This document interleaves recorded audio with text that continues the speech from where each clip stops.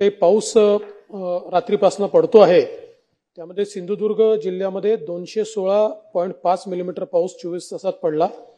जवळपास 374 जणांना तिथे सुरक्षित स्थळी आपण हलवलेलं आहे। रायगड जिल्ह्यामध्ये 95.6 मिलीमीटर पाऊस पडलाय। मुंबईमध्ये कुलाबा या भागामध्ये 83.8 मिलीमीटर आहे, पण सांताक्रूज मध्ये 267.9 मिलीमीटर एवढा पाऊस पडलेला आहे 24 तासात। त्याच्यामुळे प्रचंड अशा प्रकारची अतिवृष्टी आहे।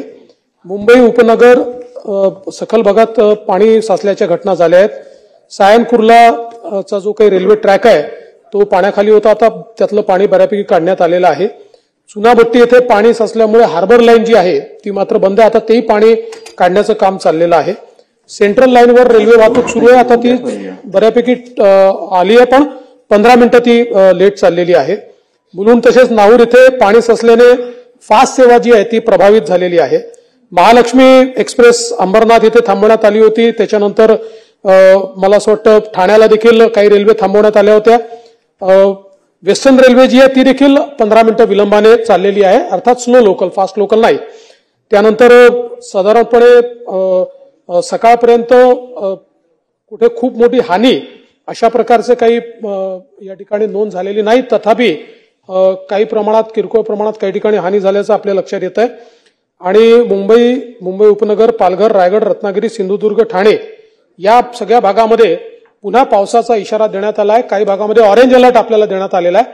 आणि जसं आपण सांगितलं की मुंबईमध्ये जेव्हा अतिवृष्टी आणि हाय टाईड या दोन्ही एकत्रित येतात त्यावेळी शेवटी मुंबई हा आपल्याला माहिती आहे की बेटाचा भाग आहे, त्याच्यामुळे पाणी आपल्याला मुंबईचं समुद्रातच त्याचा निचरा आपण करतो। हाय टाईड ज्यावेळेस येतो त्यावेळेस त्याचा निचरा होऊ शकत नाही, त्यामुळे मुंबईमध्ये पाणी साचण्याची घटना मोठ्या प्रमाणात होते।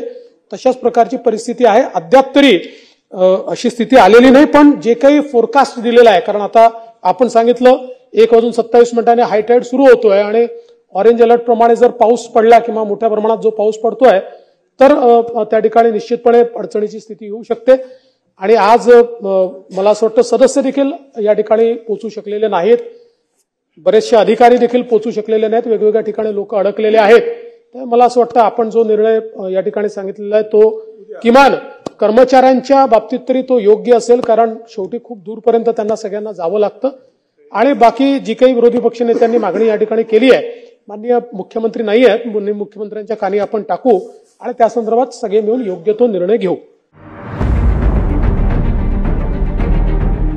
CEN न्यूज, देश प्रदेश की ताजा तरीन खबरों के लिए CEN न्यूज को सब्सक्राइब करें और रहें पल पल की खबर से हर पल बाखबर।